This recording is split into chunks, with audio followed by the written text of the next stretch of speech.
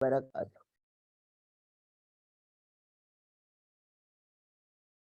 الحمدللہ رب العالمین والصلاة والسلام علی رسولہ الکریم وعلی آلہ واصحابہ اجمعین۔ اعوذ باللہ من الشیطان الرجیم، بسم اللہ الرحمن الرحیم۔ یا ایہا الناس کلوا مما فی الارض حلالا طیبا ولا تتبعوا خطوات الشیطان انہ لکم عدو مبین۔ انما یأمرکم بالسوء والفحشاء وَأَن تَقُولُوا عَلَى اللَّهِ مَا لَا تَعْلَمُونَ۔ تھوڑا سا اگر کل کا ہم ایک دو پوائنٹس دہرا لیں تو اس میں ایک بڑی اہم بات جو کہی گئی تھی وہ یہ کہ اِنَّ كَفَرُوا وَمَاتُوا وَهُمْ كُفَّارٌ أُولَٰئِكَ عَلَيْهِمْ لَعْنَةُ اللَّهِ وَالْمَلَائِكَةِ وَالنَّاسِ أَجْمَعِينَ۔ یہ تھوڑا سا دیکھ لینا چاہیے کہ کفر ہوتا ہی کیا ہے۔ کفر کا لفظی مطلب تو انکار ہے، یا کا مطلب چھپانا ہے، یا کفر کا مطلب ناشکری ہے۔ تو یہ اللہ تعالیٰ کے معاملے میں جب کفر کیا جاتا ہے تو اس کا ایک مطلب تو یہی ہوا کہ جیسے اللہ تعالیٰ ہی کا انکار کر دیا جائے۔ دوسرا مطلب یہ ہوا کہ اللہ تعالیٰ کے اقتدار اعلیٰ کو تسلیم نہ کیا جائے، حاکمیت کو تسلیم نہ کیا جائے، اللہ تعالیٰ کے قانون کو تسلیم نہ کیا جائے، یا اللہ تعالیٰ جو احکام ہمیں دیں اور جن کے ذریعے سے دیں ان کو تسلیم نہ کیا جائے، یعنی انبیاء علیہ السلام کی اطاعت سے انکار کر دیا جائے، یا پھر انبیاء علیہ السلام میں کوئی فرق کیا جائے۔ اللہ تعالیٰ نے تو سارے انبیاء علیہ السلام پر ایمان لانے کا اور ان سے یکساں محبت کرنے کا حکم دیتے ہیں۔ اسی طرح یعنی کسی اللہ تعالیٰ کے کسی حکم کو مان لیا جائے، کسی حکم کو نہ مانا جائے، یہ ساری باتیں جو ہیں یہ نافرمانی ہیں اور کفر ہیں۔ اس لیے اس معاملے میں بہت ہی محتاط رہنے کی ضرورت ہے۔ اچھا، دوسری بات میں ایک ہمیں پتہ چلیے کہ ایک تو ہمیں اپنی ترجیحات میں، اپنی محبت میں اللہ رب العزت ہی کو سب سے اوپر رکھنا ہے۔ والذین آمنوا اشد حبا للہ، شدت اختیار کرنی ہے اللہ کی محبت میں۔ اور تیسری بات جو پتہ چلی وہ یہ کہ دھیان سے رہیں دنیا میں، دیکھ لیں کہ آپ کن کی پیروی کر رہے ہیں، کن کو اپنا لیڈر بنایا ہے، کن کے ساتھ دوستیاں کر رہے ہیں۔ اس لیے کہ ہم بہت زیادہ دوستوں سے متاثر ہوتے ہیں اور ان کی خاطر ہم بہت سے اللہ کے احکام کو چھوڑ دیں۔ تو یہ استبرأ الذین اتبعوا من الذین اتبعوا، ہو سکتا ہے یہ جن کا اتباع کیا گیا وہ والدین ہوں اور اتباع کرنے والی اولاد ہو سکتا ہے یہ کوئی سیاسی لیڈر ہوں اور ان کے اتباع کرنے والے عام افراد ہوں، ہو سکتا ہے یہ کوئی مذہبی رہنما ہو، یعنی جنہوں نے مذہب کا کوئی رکھا ہوا ہے علامتیں، اور ان کی پیروی کرنے والے ان کے مرید اور ان کے متبعین ہوں۔ یہ بہت ہی زیادہ یہ سوچ سمجھ کے ہی چلنے والی بات ہے کہ میں اپنا تعلق کن لوگوں کے ساتھ قائم کرتی ہوں۔ تو یہ تین باتیں جو ہے نا، یہ جو ہم نے کل پڑھا اس میں بہت ہی اہم ہے۔ تو یہ اب ہمارے لیے ہم نے یہ پہلے بات کی تھی کہ امت وسط کے فرد ہونے کی حیثیت سے بدی اوصاف ہمیں اپنے اندر پیدا کرنے ہیں، ہمیں ان کو کے نظر رکھنا ہے۔ تو ان میں یہ باتیں بڑی اہم ہیں۔ ان کو پھر اس کے بعد اب آج جو ہم آئے ہیں اس میں اللہ تعالیٰ ہمیں دیکھیں دوسری بڑی ضرورت جو ہوتی ہے ایمان کے بعد اپنی جان کی حفاظت، اور جو مقاصد شریعہ ہیں ان میں بھی ایمان کی حفاظت کے بعد جان کی حفاظت سب سے اہم خیال کی گئی ہے۔ جان کی حفاظت جہاں یہ ضروری ہے کہ اپنی صحت کی حفاظت کی جائے، اپنے قواعد کی حفاظت کی جائے، اتنا یہ ضروری ہے کہ اسے حلال اور طیب خوراک غذا جو ہے وہ فراہم کی جائے۔ تو غذا جو ہے ہم دیکھتے ہیں کہ حضرت ابراہیم علیہ السلام نے بھی وادی غیر ذی زرع میں آباد کرنے کے بعد اپنے اولاد کے ایک حصے کو پھر جو دعا مانگی امن اور ثمرات کی۔ یہ دو چیزیں بڑی اہم ہیں نا، امن بھی ہو اور کھانے پینے کو بھی مل رہا ہو، تو پھر ہی بندہ کچھ اور سوچ سکتا ہے۔ تو یہاں پہ اب ہماری اگلی جو بات ہے یا جو حکم دیا جا رہا ہے، جو احتیاط ملحوظ رکھنا ہے، وہ یہ کہ کھانا تو ہے، اور اللہ تعالیٰ کہتے ہیں کہ زمین میں سب کچھ تمہارے لیے مہیا بھی کر دیا گیا ہے۔ یہ بات وہ پہلے ہی بتا چکے ہیں، ہم نے تیسرے رکوع میں ہی ہم نے یہ بات پڑھ لی کہ ہر چیز تمہارے لیے مسخر کی گئی ہے، تمہاری ضروریات کا سارا اہتمام کر دیا گیا۔ تو تم ذرا نا دھیان سے کھانا پینا، کلو یا ایھا الناس، اے لوگو، کلو مما فی الارض، کھاؤ ان چیزوں میں سے جو زمین میں ہے، حلالا طیبا، حلال اور پاکیزہ، ولا تبعوا خطوات الشیطان، اور تم اتباع نہ کرنا شیطان کے نقش قدم کی، انہ لکم عدو مبین، بے شک وہ تمہارا کھلا دشمن ہے۔ اب حلال اور طیب دو چیزیں ذکر کر دی گئی۔ اصل میں حلال کا جو تصور ہے یہ دین کے لحاظ سے اللہ تعالیٰ نے جن چیزوں کے کھانے کی اجازت دی وہ حلال ہیں، اور جن کے کھانے سے روک دیا گیا وہ حرام ہو گئی۔ تو حلت اور حرمت یہ حق صرف اللہ کا ہے۔ طیب کا مطلب یہ کہ ایک تو کچھ ہماری فطری طبیعت ہوتی ہے کہ ہم کسی چیز کو صاف ستھرا سمجھتے ہیں، کسی کو نہیں سمجھتے، یعنی ایک تو یہاں سے یہ بات معلوم ہوئی کہ جو کچھ حلال ہے وہ طیب بھی ہے، ایک تو یہ پتہ چلا۔ اور بہرحال حلال ہونے کے باوجود، ایک طیب ہونے کے باوجود، ایک چیز ویسے بھی طیب ہے کہ صاف ستھرا کھانا ہو، اس میں صاف ستھرے برتن، صاف ستھری پاکیزگی بذات خود بڑی مطلوب ہے، طہارت، یہ سب مطلوب ہیں جو چیزیں۔ تو اس لحاظ سے بھی بڑی یہ اہم بات ہے کہ جو کچھ بھی کھائے وہ حلال اور پاکیزہ ہوں، اور حلال اور پاکیزہ طریقے سے کھایا جائے۔ اچھا، حلال، حلت اور حرمت ایک تو ظاہری ہے نا، کہ بتا دیا گیا کہ بھئی ہاں یہ چیز حلال ہے، اور مثلا آگے جو فہرست دی جائے گی کہ خون حرام ہے، یا خنزیر کا گوشت حرام ہے، یا شراب حرام، یا جو بھی۔ تو لیکن اس کے باوجود ہم آگے چل کر دیکھیں گے کہ جو حرام طریقے سے غذا حاصل کی جائے وہ اگرچہ حلال ہو لیکن وہ حرام ہو جاتی ہے، یعنی کسی دوسرے کا مال ناجائز طریقے سے ہتھیا لینا، ناجائز طریقے سے ان پر قبضہ کرنا، رشوت اور اس طرح کے جو بھی مسائل ہیں وہ آگے چل کے اس کی بھی وضاحت آئے گی۔ تو حلال طیب، طیب جو ہے نا یہ یعنی جس ذریعے سے حاصل کی گئی ہے وہ بھی صاف پاکیزہ ہو، کوئی اس میں حرام کی ملاوٹ نہ ہو، اور دوسرا یہ کہ جو اللہ تعالیٰ نے جن کو حلال کہا ہے وہ کھاؤ۔ اور اس کے علاوہ یعنی اگر ہم حرام ذرائع سے حاصل کرتے ہیں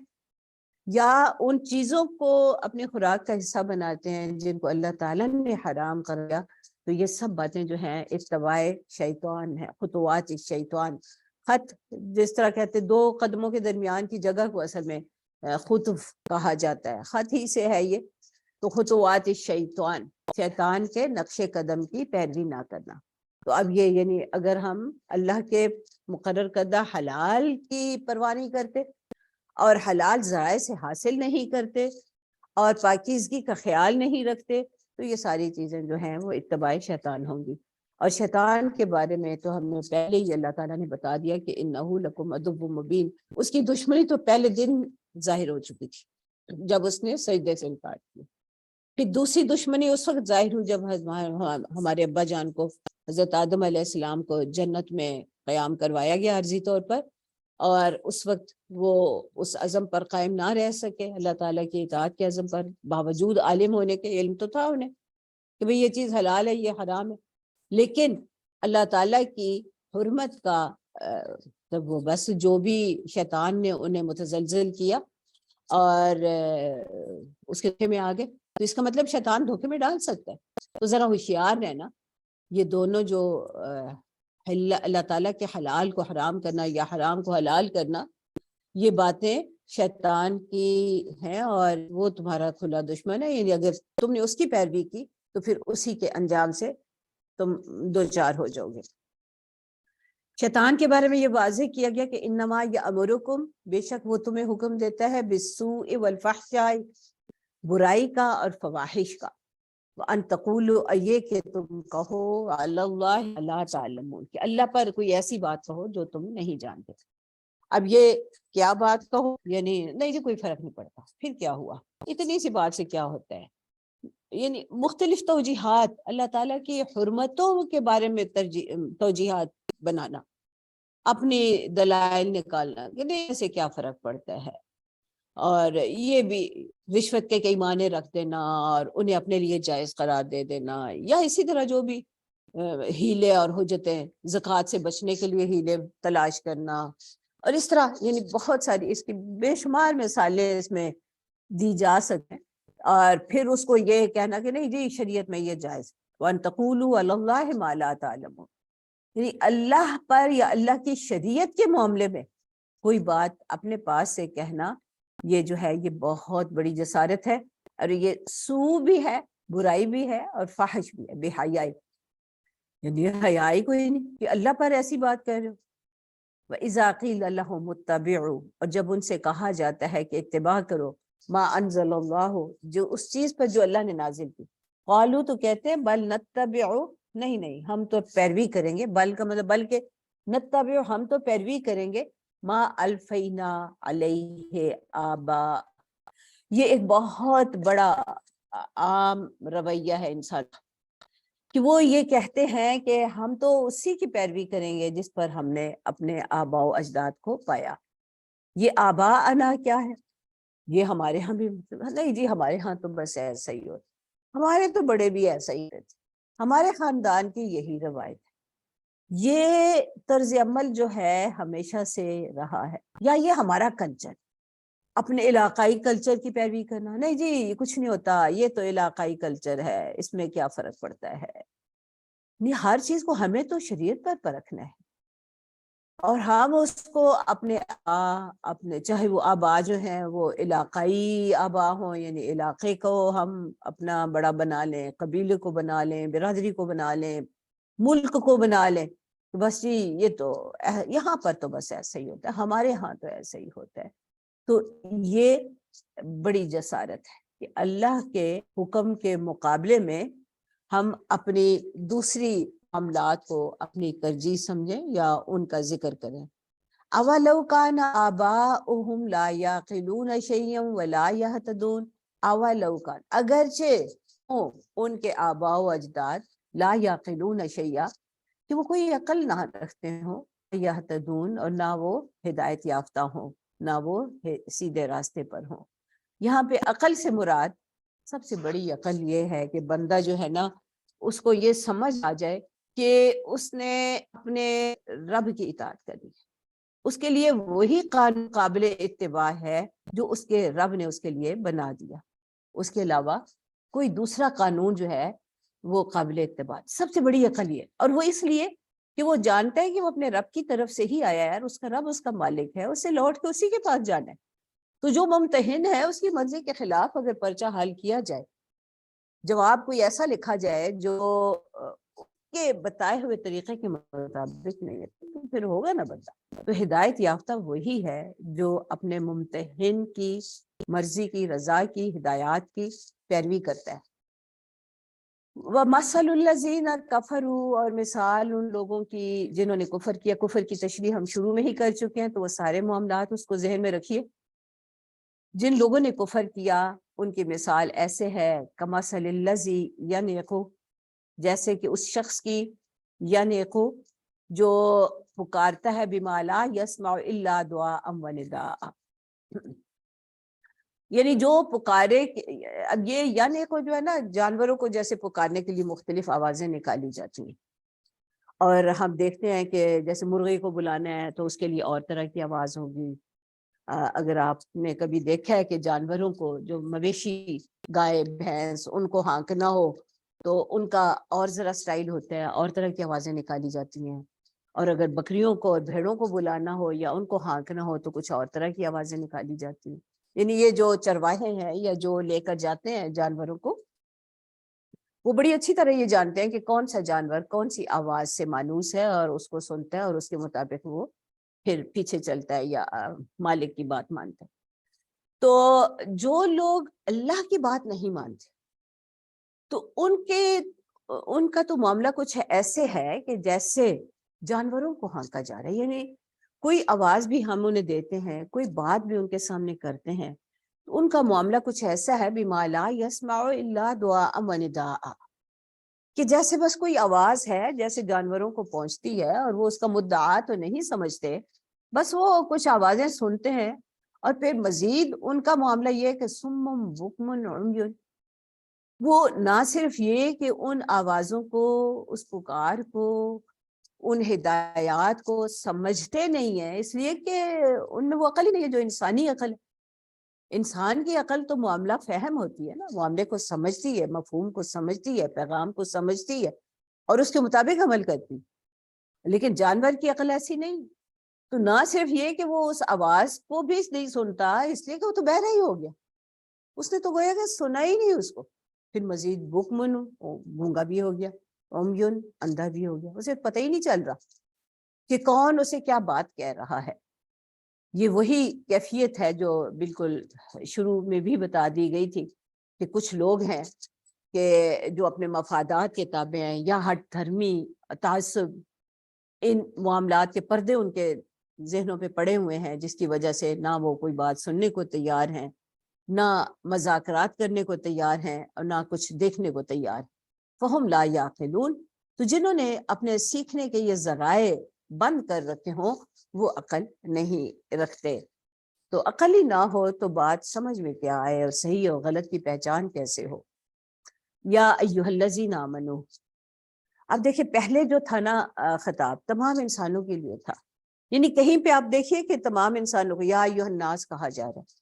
وہ ایک عمومی حکم ہے جو تمام انسانوں کو دیا جا رہا ہے۔ اب یہاں پہ خاص طور پر جب یا ایھا الذین آمنو ہو نا، تو یہ جہاں بھی یہ لفظ آئے نا، تو میرے خیال ہے ہم میں سے ہر ایک کو یہ سمجھ جانا ہے اگلا حکم یعنی مجھے دے رہے ہیں۔ پہلی بات تو انہوں نے سارے انسانوں سے کہی، اب مجھ سے بات کر رہے ہیں، اب میں نے یہ کام کرنا ہے، اور مجھے کیا کہنا ہے؟ کلو من طیبات ما رزقناکم، کھاؤ ان چیزوں میں سے، ان طیبات میں سے، ان پاکیزہ چیزوں میں سے جو ہم نے تمہیں رزق دیا ہے۔ اب دیکھیں کتنی محبت، کتنی پیار کس سے مجھ سے بات کر رہے ہیں، من طیبات ما رزق، کیونکہ میں اب جان گئی ہوں، مجھے پتہ ہے کہ طیب ہے ہی وہ، اب یہاں پہ حلال کا لفظ بھی نہیں کہا، کہ مجھے پتہ ہے کہ طیب ہے ہی وہ جو میرے رب نے جس کے کھانے کی مجھے اجازت دی، وہ حاصل بھی حلال ذرائع سے ہوا، وہ ویسے بھی حلال ہے۔ ما رزقناکم، جو ہم نے تمہیں دیا، اور ہم دیکھتے ہیں کہ اس زمین پر موجود زیادہ تر اشیاء جو ہیں وہ تو حلال ہی ہیں، اور حلال کمائی کے ذرائع بھی بہت ہیں۔ تو وشکروا اللہ، اور جب بھی ایک لقمہ بھی لو، ایک گھونٹ پانی بھی پیو تو اللہ کا شکر ادا کرو، ان کنتم ایاہ تعبدون، اگر تم اسی کی عبادت کرتے۔ یہ یاد ہوگا کہ پہلے بھی جو کل بھی جو ہم نے سبق پڑھا، تو اس میں بھی جو بنیادی اوصاف ہیں اس میں ذکر، شکر، یہ دو جو ہیں یہ بنیادی امور ہیں جن کا ہر لمحہ ہمیں لحاظ رکھنا ہے، اور یہ تو ہر لمحہ ذکر بھی کرنا ہے اور ہر لمحہ شکر بھی ادا کرنا ہے۔ انما، اب آگے وہ فہرست دے رہے ہیں کہ حرام ہے کیا، باقی تو سب کچھ حلال۔ انما حرم، بے شک اس نے حرام کر دیا، علیکم المیتہ، تم پر مردار،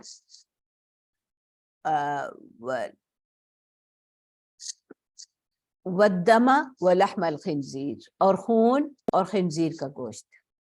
وما اہل بہ لغیر اللہ، اور وہ چیز جس پر اللہ کے سوا کسی اور کا نام لیا گیا۔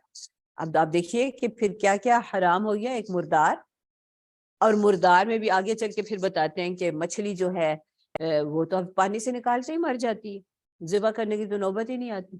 تو وہ سمندر کا یا پانی کا جو بھی جانور ہیں ان کو تو ویسے ہی حلال کر دیا گیا، اور جو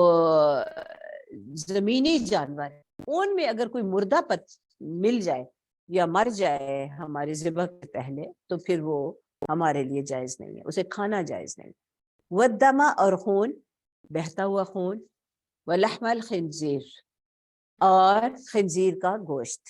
اب سارے جانوروں میں اللہ تعالیٰ نے جس کو حرام کیا وہ لحم الخنزیر، باقی تفصیلات مزید ہیں کہ وہ جانور بھی پھر حرام ہوئے جو کہ مردار کھاتے ہیں یا دوسروں کا شکار کر کے شکاری قسم کے جو جانور ہیں ان کا گوشت بھی حرام ہوا، اور باقی تفصیلات میں وہ پھر ہمیں حدیث سے پتہ چلتی ہے، نبی صلی اللہ علیہ وسلم کے ارشادات سے پتہ چلتی ہے۔ وما اہل بہ لغیر اللہ، اور جس پر اللہ کے سوا کسی اور کا نام لیا گیا ہو۔ اچھا، یہ بھی ہر دور میں رہا ہے یہ طریقہ۔ پہلے ہم دیکھتے ہیں کہ اس وقت بتوں پر چڑھاوے چڑھائے جاتے تھے، یہ بت کی نظر ہے، یہ فلاں بت کی نظر ہے، اور جانور بھی ذبح ہوتے تھے اور اشیاء بھی چڑھائی جاتی تھی۔ تو یہاں پر وما اہلا جو ہے نا، اس میں صرف جانور مراد نہیں ہے، اس میں ہر وہ چیز جو غیر اللہ کے نام پر نظر کی گئی ہو تو وہ حرام ہو گئی۔ اب آج بھی ہم دیکھتے ہیں کہ ٹھیک ہے، جو پرست اقوام ہے جنہوں نے بت بنا کے سامنے رکھے وہ ان پہ چڑھاوے چڑھاتے ہیں، اور ہمارے ہاں ہمارے بزرگوں کے نام پر چڑھاتے ہیں، اور ان کے نام پر ان کے قبروں پہ جا کے چڑھاتے ہیں، تو لغیر اللہ تو ہو گیا نا۔ فمن اضطر، ہاں البتہ بعض اوقات زندگی میں کوئی ایسا مرحلہ پیش آ گیا کہ اس طرح کیفیت ہو۔ اضطرار یہ ہے جس کو کہا گیا مجبوری۔ اب یہ مجبوری کئی طریقوں سے ہو سکتی ہے۔ کسی ایسی جگہ پہنچ گیا جہاں کوئی چیز حلال کھانے والی نہیں ہے، اور بھوک سے بے حال ہو رہا ہے بندہ، مرنے کے قریب ہو گیا۔ اب جان بچانے کے لیے پھر بس اتنی گنجائش اللہ تعالیٰ نے رکھی، غیر باغن، کوئی ارادہ نہیں ہے سرکشی کا، ولا عادن، اور نہ حد سے تجاوز کرنا، پھر بس اتنا کھا لے کہ جان بچ جائے، تو پھر اس کی گنجائش دے دی گئی، اجازت دے دی گئی۔ فلا اسم علیہ، بس پھر کوئی گناہ نہیں، ان اللہ غفور الرحیم، بے شک اللہ غفور الرحیم ہے۔ لیکن اضطرار کو ایک عام طریقہ نہیں بنایا جا سکتا کہ جی اب ہم تو فلاں ملک میں رہتے ہیں، وہاں تو بڑا گڈمڈ ہے سارا معاملہ، بڑا مشکل ہے جی، حلال تو ملتا ہی نہیں ہے، تو یہ بھی مسئلہ تو وہ بھی مسئلہ، ٹھیک ہے جی جو بھی ملتا ہے بس بسم اللہ پڑھ کے کھا لو۔ تو یہ طرز عمل صحیح نہیں، تلاش جاری رکھنی چاہیے، اور حتی الامکان کوشش کریں کہ جو حلال ملے بس وہی کو حاصل کریں اور وہی کھائیں۔ حرام جو ہے جب جسم میں جاتا ہے تو اس کے بڑے برے اثرات، اس لیے کہ اس میں ابتدا ہی نافرمانی کی روش سے ہوئی، خیال ہی نافرمانی کا آیا دماغ میں، تو نافرمانی جب ذہن میں جڑ پکڑ لے تو پھر تو ایک ایک ہمارے سیل میں وہ جو ہے وہ سرایت کر جاتی ہے نافرمانی، پھر اس کا اظہار ہاتھوں سے، زبان سے، کانوں سے، آنکھوں سے ہوتا ہے، اور پھر آگے نسلوں تک یہ چیز جو ہے وہ اثر رکھتی ہے۔ اس لیے حلال کھانا، حلال ذرائع سے حاصل ہوا کھانا، طیب ہو، یہ سارا بہت ہی اہم ہے۔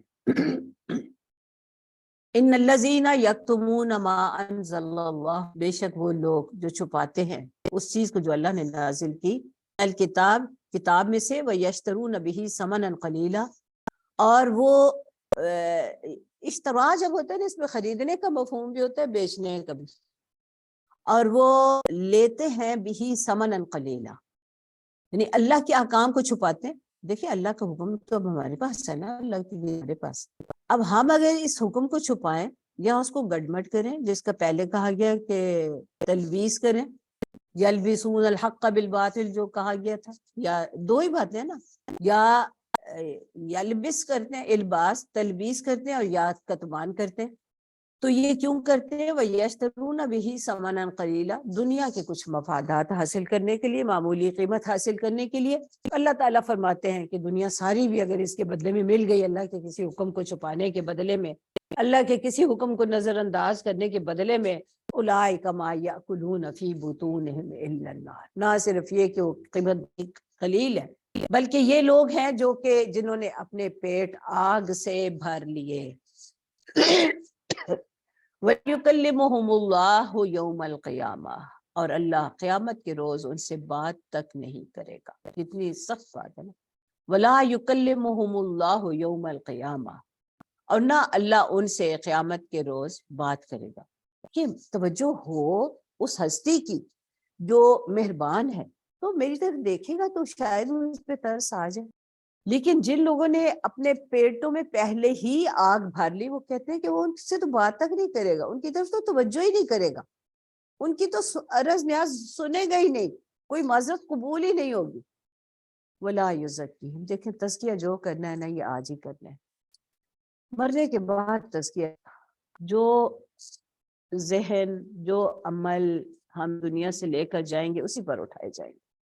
تو قیامت والے روز جو ہے نا، ولا یزکیہم، اس توبہ قبول نہیں ہوگی، اس روز معذرتیں قبول نہیں ہوگی، اور ایک ہی اعلان ہوگا، وَلَهُمْ عَذَابٌ أَلِيمٌ، ان کے لیے عذاب علیم ہوگا۔ اولئک الذین اشتروا الضلالۃ بالہدی، یہ وہ لوگ ہیں جنہوں نے ہدایت کے بدلے گمراہی خریدی، والعذاب بالمغفرہ، اور مغفرت کے بدلے عذاب، فما اصبرہم علی النار، عجیب لوگ ہیں، کیسے صبر کرتے ہیں آگ پر۔ انہیں بتایا جا رہا ہے کہ یہ جو طرز تم اختیار کر رہے ہو اس کا بدلہ آگ ہے، اور پھر تم اس پر بھاگے چلے جا رہے ہو، تو کیسے صبر آ رہا ہے آگ پر صبر؟ ذالک بأن اللہ نزل الکتاب بالحق، ایسا اس لیے ہوا کہ اللہ نے تو کتاب بالکل حق کے ساتھ نازل کی، وَإِنَّ الَّذِينَ اخْتَلَفُوا فِي الْكِتَابِ لَفِي شِقَاقٍ بَعِيدٍ، اور بے شک وہ لوگ جنہوں نے کتاب کے معاملے میں اختلاف کیا وہ تو پھر بدبختی میں بہت دور جا پڑے، لفی شقاق بعید، اللہ کے اس حق سے ٹوٹ گئے اور دور چلے گئے۔ اگلی آیت جو ہے اس کو آیت بر بھی کہا جاتا ہے، بہت ہی اہم آیت ہے جس میں نیکی کی سارے جو پہلو ہیں ان کو وضاحت سے بتا دیا گیا ہے۔ تو لیس البر، یہ نہیں ہے، لیس جب کہا جاتا ہے تو یہ بھی ہوتا ہے مطلب کہ محض یہ نہیں ہے، ہرگز یہ نہیں ہے۔ اب دیکھیں ابھی تک جو ذکر آ رہا تھا نا جب شروع میں، یعنی قبلے کی تحویل سے گویا کہ نماز کی اہمیت بھی ظاہر ہوئی، امت کی یکجہتی کا اظہار بھی ہوا، اور پھر ہمارے بنیادی اوصاف بھی ہمیں بتا دیے گئے، اور پھر جو ہے نا ہمیں کھانے پینے کے معاملے میں بھی ہدایات دے دی گئی۔ اب جو ہے نیکی کے اس وسیع مفہوم کی جانب توجہ دلائی جا رہی کہ نیکی محض یہ نہیں ہے ان تولوا وجوہکم قبل المشرق والمغرب، کہ تم اپنے چہرے مشرق اور مغرب کی جانب پھیر دو، ولیکن البر، بلکہ نیکی تو یہ ہے من آمن باللہ والیوم الآخر والملائکۃ، کہ نیکی تو یہ ہے کہ جو شخص اللہ پر ایمان لائے اور آخرت کے دن پر ایمان ہے۔ دیکھیں یہ دو تو بنیادی ہیں نا ایمان کے تقاضے، یہ وہی انا للہ و انا الیہ راجعون میں کہا گیا، ایمان اللہ پر، اللہ کے اقتدار پر، اللہ کے قانون پر، اللہ کی صفات پر، اللہ کے وجود پر، یہ ساری چیزیں آ گئی ایمان، اور آخرت کہ جانا تو لوٹ کر کے پاس جانا، اور وہ آج کے عمل کا حساب لے گا اور مطابق فیصلے دے گا۔ والملائکۃ، اور ملائکہ پر بھی ایمان، اس لیے کہ ہمیں نظر تو نہیں آتے نا لیکن ہے،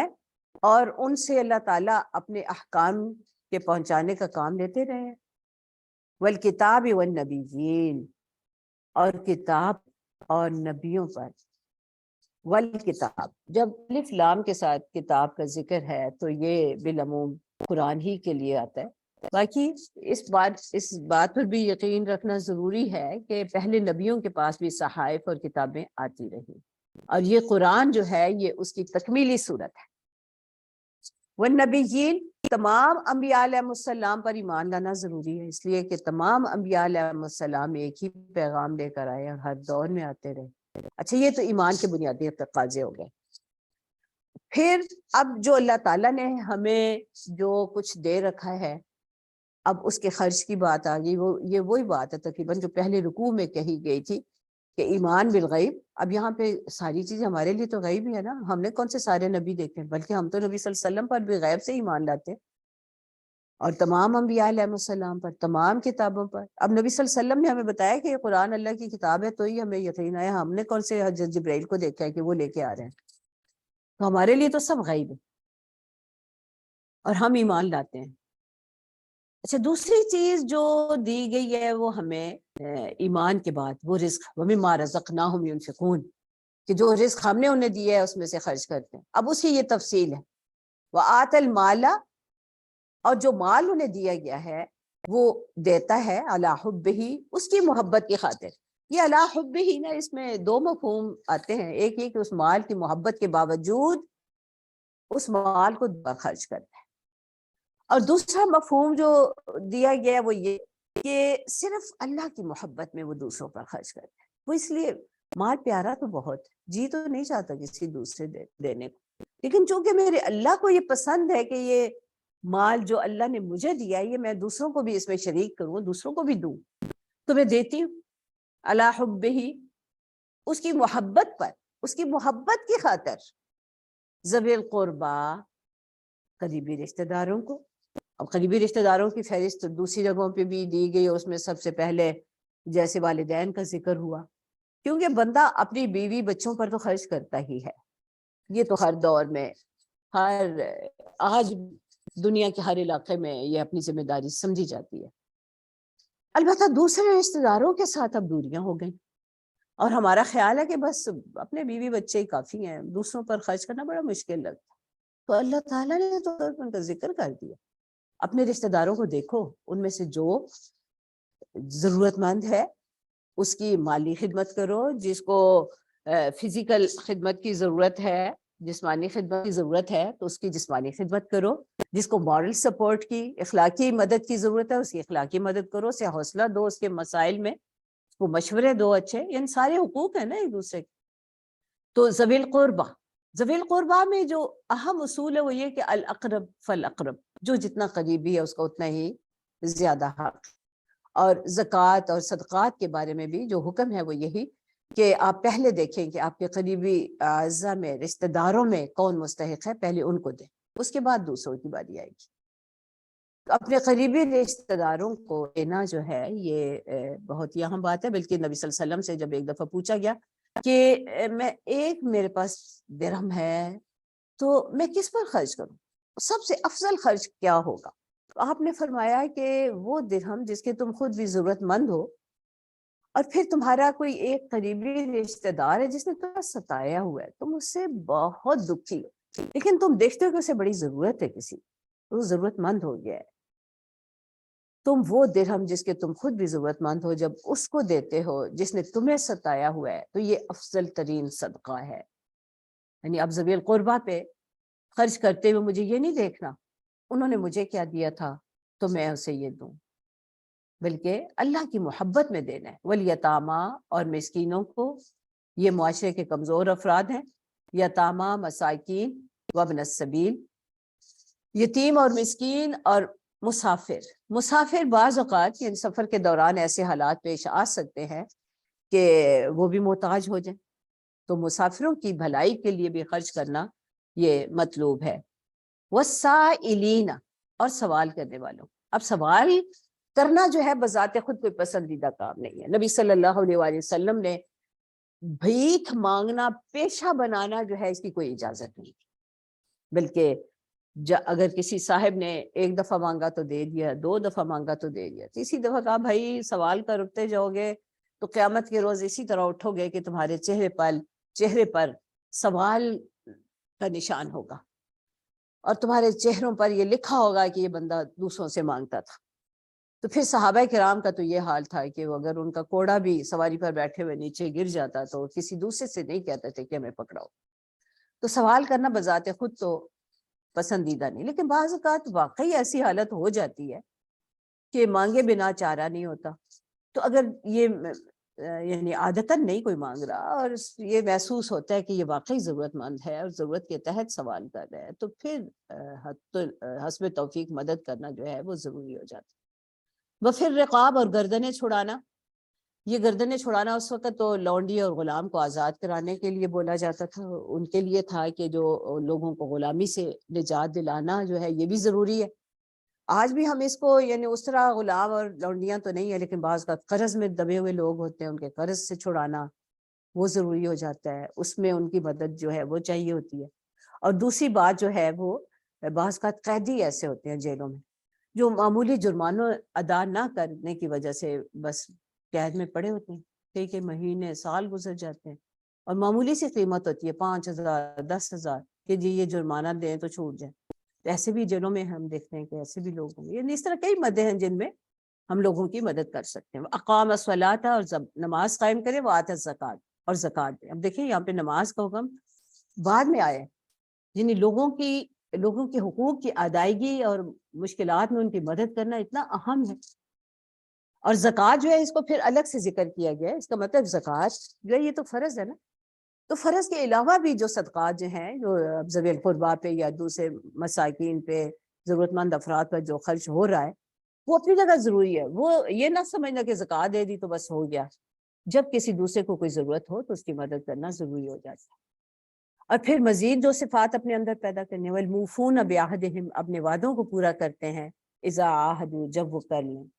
اب یہ وعدے چاہے اللہ سے ہوں چاہے اللہ کے بندوں سے ہوں۔ والصابرین فی البأساء والضراء وحین البأس، اور وہ استقامت اختیار کرنے والے ہیں تنگ دستی میں اور بیماری میں اور جنگ کے دوران۔ اولئک الذین صدقوا، یہ کام کر لیں تو پھر ان کا دعوی ایمان جو ہے وہ سچا ہے۔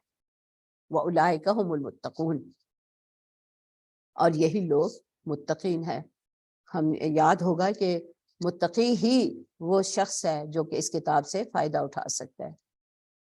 یا ایھا الذین آمنوا، اے لوگوں جو ایمان لائے ہو، کتب علیکم القصاص، تم پر قتل کے معاملات میں قصاص لازم کر دیا گیا۔ ہم نے پہلے بات کی کہ ایمان کے بعد جو سب سے اہم چیز ہے وہ جان ہے، اور پہلے جو احکام دیے گئے جو ابھی ہم نے پڑھا وہ تو جان کی حفاظت سے متعلق تھا کہ حلال غذا کھائی جائے، دوسرے ضرورت مندوں کی مدد کی جائے، وہ بھی اس لیے کہ ان کی جان بچانے کے لیے بھی ضروری ہے نا، کہ بھوک کے لالے پڑے ہوئے ہیں، ان کو کھانے کو نہیں مل رہا، تو بھئی ان کی مدد کرو، جن کے پاس اللہ نے دیا ہے وہ ان کی مدد کریں، ان کی ضرورتوں کا احساس کریں۔ اب یہاں پر اگر کوئی شخص کسی دوسرے کی جان لے لیتا ہے، یہ سب سے بڑا جرم ہے جو کہ اسلامی معاشرے میں یا کسی معاشرے میں ہوتا ہے، تو اس میں اللہ تعالیٰ نے جو قانون بنایا اس کو قصاص کہتے ہیں۔ قصاص کا مطلب لفظی تو یہی ہوتا ہے کہ جیسا کسی نے کیا ویسا ہی اس کے ساتھ معاملہ کیا جائے، قصہ اسی سے ہوتا ہے نا کہ جو ایک معاملہ ہوا ہے اس کو اسی طرح دہرایا جائے۔ قتل کے معاملے میں قصاص تم پر لازم کر دیا گیا، الحر بالحر، آزاد کے بدلے آزاد، والعبد بالعبد، اور غلام کے بدلے غلام، والانثى بالانثى، عورت کے بدلے عورت۔ فمن عفی لہ، اور جو کوئی معاف کر دے، من اخیہ، اپنے بھائی کی طرف سے، شیئن، کچھ بھی، فاتباع بالمعروف، تو پھر اس کا اتباع معروف طریقے پر کیا جائے، واداء الیہ باحسان، اور اس کی ادائی کی جائے احسان کے ساتھ۔ ذالک تخفیف من ربکم، یہ تمہارے رب کی جانب سے اس معاملے میں کچھ سہولت دی گئی، تخفیف کی گئی، ورحمہ، اور اس کی رحمت کی وجہ سے۔ فمن اعتدى بعد ذلك فله عذاب علیم، اس کے بعد اگر کوئی زیادتی کرتا ہے تو پھر اس کے لیے تو بڑا دردناک عذاب ہے۔ اچھا، قصاص کا جو پہلے معاملہ تھا کہ اگر قتل ہو جاتا تھا نا کچھ، تو اگر ایک قبیلے کے آدمی نے کسی دوسرے قبیلے کے آدمی کو قتل کیا، اگر فرض کیا اس کے آزاد نے قتل کیا، تو اس کے بدلے میں وہ اس کے کہتے تھے ہمارا غلام لے لو، اس کو تم مار دو، اگر قصاص لینا ہی ہے تو غلام کی قدر و قیمت تو بہت ہی پست تھی معاشرے میں۔ تو یہاں پر یہ واضح کر دیا گیا کہ جو قاتل ہوگا اسی کو قتل کے بدلے میں قتل کیا جائے گا۔ یہاں پہ 3 صورتیں رکھی گئی قصاص میں۔ ایک یہ کہ جو قاتل ہے، اب دیکھیں یہاں پر عورت کا نام خاص طور پہ لیا گیا کہ جو شخص، چاہے عورت اگر قاتل ہے نا تو اس کو بھی قتل کیا جائے۔ اور اس وقت جو ہمارے ہاں قانون ہے نا پاکستان میں، چونکہ ہم تو اس وقت UNO کی غلامی میں ہیں، تو انہوں نے کہا ہے کہ نہیں، عورت کو تو کبھی موت کی سزا دی نہیں جا سکتی، تو بلکہ موت کی سزا ہی ویسے ہی کالعدم ہوئی ہوئی ہے۔ ہم پوری یورپین یونین ہم سے بڑی ناراض ہے کہ ہمارے قانون میں موت کی سزا رکھی ہی کیوں ہے، اور حالانکہ دی تو ہے نہیں، ہم نے کبھی کسی سالہ سال گزر چکے ہیں کہ کبھی کسی کو پھانسی کی سزا نہیں دی گئی، اور اس لیے کہ یورپین یونین کا مطالبہ ہے، IMF کا مطالبہ ہے، اور ان طاقتوں کا۔ لیکن اللہ تعالیٰ نے یہ واضح کر دیا ہے کہ جو بھی قاتل ہو اس کو اس کے بدلے میں قتل کیا جائے۔ ہاں، معافی کی 2 صورتیں ہو سکتی ہیں۔ ایک یہ کہ جو مقتول کے وارث ہیں وہ اس کو سرے سے معاف کر دیں، بدلہ لینا ہی نہ چاہیں، قاتل کو معاف کر دیں تو بس وہ معاف ہو گیا۔ پھر اس میں مزید تفصیلات ہیں کہ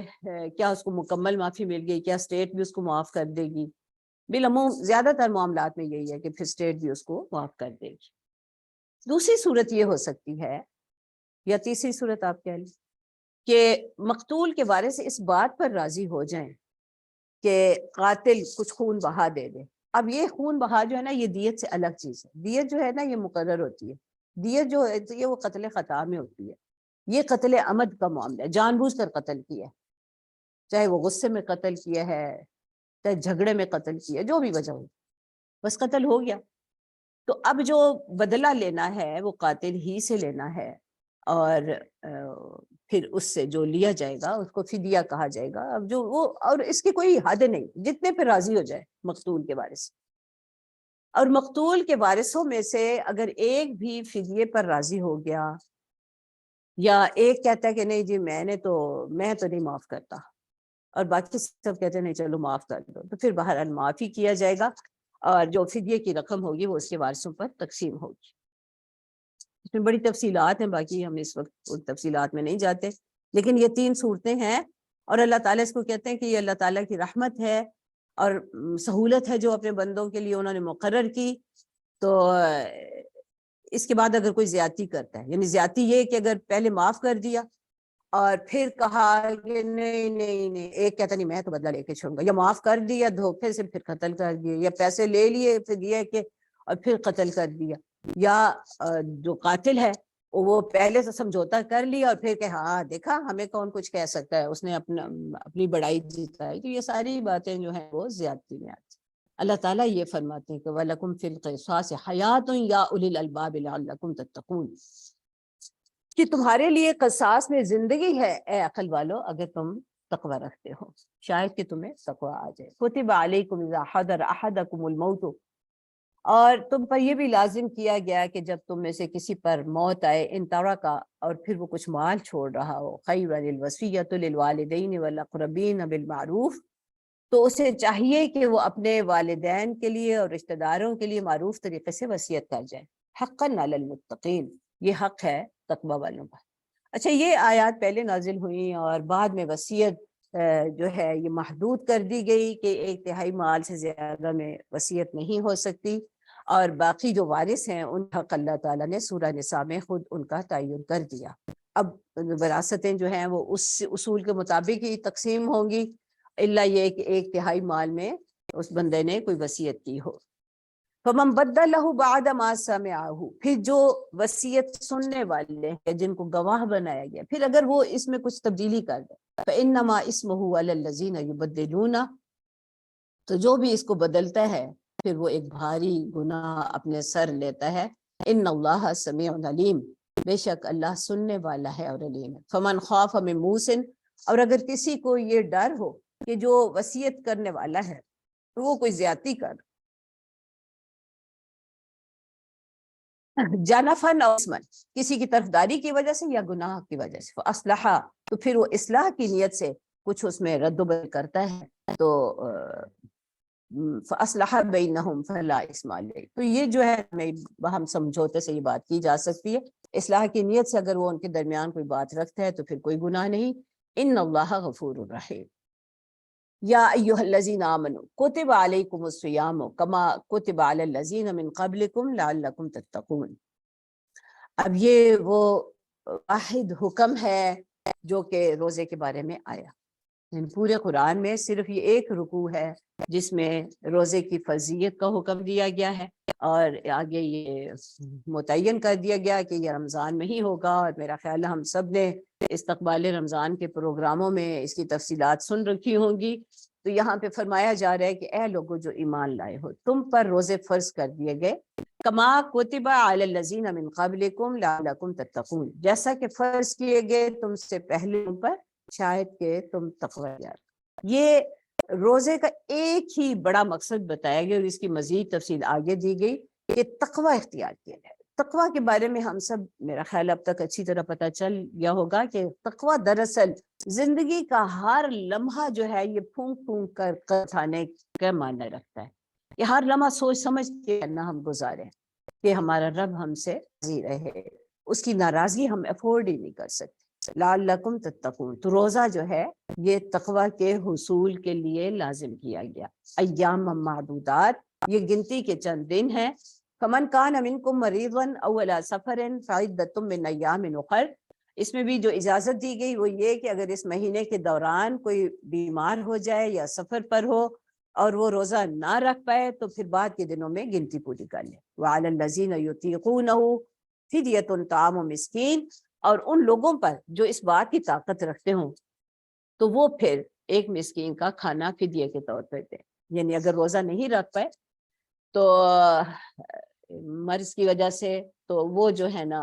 فدیہ دے سکتے ہیں، اور یہ فدیہ مقرر کر دیا گیا کہ ایک مسکین کا کھانا، یہ صبح شام کا کھانا اسی لیول کا، اسی سٹیٹس کا جو ہم خود کھاتے ہیں. فمن تطوع خیرا فهو خیر له، اور جو کوئی خوشی سے کوئی بھلائی کرے، یعنی جتنا منیمم ہے، منیمم اب مثلا صبح شام کا کھانا، یہ چاہے پکا پکایا کھانا دے دیں، چاہے اس کی قیمت دے دیں. اور اگر ویسے گندم کے اس کے لحاظ سے اگر ہم بات کریں تو وہ تقریباً 2 کلو گندم کی قیمت ہوتی ہے،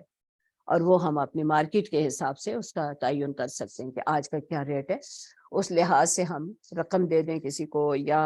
وہ گندم لے کے دے دیں، یا کھانا لے کے دے دیں، آٹا لے کے دے دیں، کچھ بھی. فمن تطوع خیرا فهو خیر له، یہ تو کم از کم ہے. زیادہ سے زیادہ اگر کوئی کچھ کرنا چاہتا ہے تو یہ اس کے لیے بہتر ہے. وان تصوموا خیر لکم ان کنتم تعلمون، پھر بھی فدیہ دے بھی دیا تو اگر تم روزہ رکھو تو یہ تمہارے لیے زیادہ بہتر ہے اگر تم علم رکھو. یعنی روزے کے برابر، روزے کی مثل کوئی دوسرا کام نہیں ہے. انشاءاللہ تعالی اس کی مزید بات ہم پھر کل پڑھیں گے. وآخر دعوانا الحمدللہ رب العالمین. بسم اللہ الرحمن الرحیم. اللہم انت السلام و منک السلام تبارک یا ذا الجلال والاکرام. الحمدللہ رب العالمین، والصلاة والسلام علی رسولہ الکریم وعلی آلہ واصحابہ اجمعین. ربنا آتنا فی الدنیا حسنۃ وفی الآخرۃ حسنۃ وقنا عذاب النار. ربنا ظلمنا انفسنا وان لم تغفر لنا وارحمنا لنکونن من الخاسرین. رب هب لي حكما والحقني بالصالحين واجعل لي لسان صدق في الآخرين واجعلني من ورثة جنة النعيم. ربنا هب لنا من أزواجنا وذرياتنا قرة أعين واجعلنا للمتقين إماما. رب ارحمهما كما ربياني صغيرا. سبحانك اللهم وبحمدك نشهد أن لا إله إلا أنت نستغفرك ونتوب إليك. سبحان ربک رب العزت عما یصفون وسلام علی المرسلین والحمد للہ رب العالمین. ہاں جی، کچھ کہنا ہے کسی